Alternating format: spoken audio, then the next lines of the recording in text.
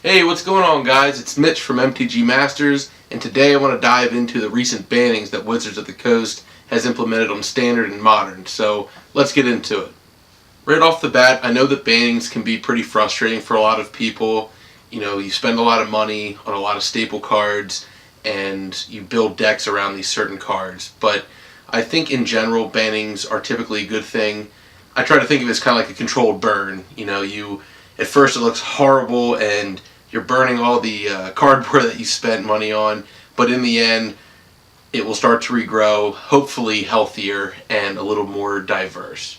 First, I'd like to start with Standard. There were 3 cards that were banned, and I'd like to go through them one by one. Emrakul. So as I'm sure you've heard, Emrakul the Promised End has been banned, with hopefully not a lot of surprise.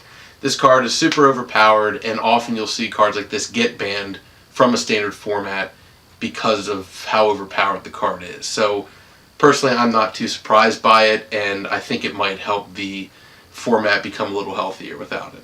Smuggler's Copter. I'm not terribly surprised that Smuggler's Copter was banned.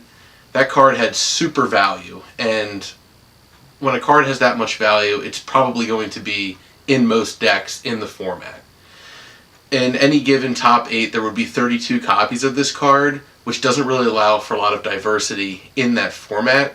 So I think with this card being banned, you're going to start seeing other cards take its place. Other cards that may have not been in the spotlight that have a lot of value, and that might work well within certain archetypes. Reflector Mage. I'm actually pretty surprised that Reflector Mage got banned.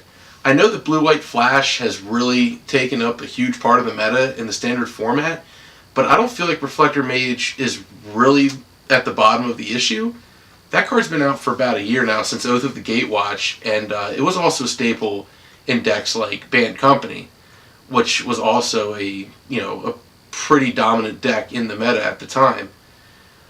If it were up to me, I think that Spell Queller might have been the one that should have been taken. It has Flash, it has the same converted mana cost, it has, I believe, the same power and toughness, it flies, and it removes a spell. So, I don't know, I kind of think that Reflector Mage kind of got the bad end of the deal.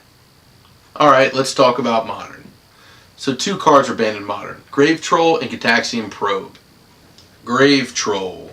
You know, I can understand why they would ban Grave Troll. They've done it before, and then they unbanned it. Now it's banned again. I think with the addition of Cathartic Reunion, it made that card just that more powerful. So I can see it from that perspective. I'm not a Dredge player, but I don't personally think Dredge was too overpowered. There are a lot of answers and hate for that deck. But we'll see how it turns out now that Grave Troll's banned. Gitaxian Probe.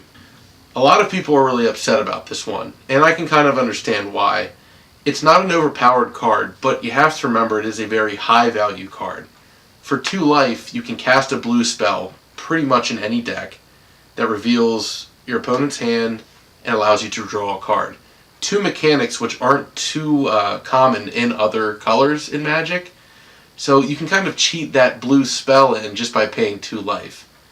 I can understand why they did it. There's a lot of other cards, such as Mutagenic Growth, Gut Shot, Dismember.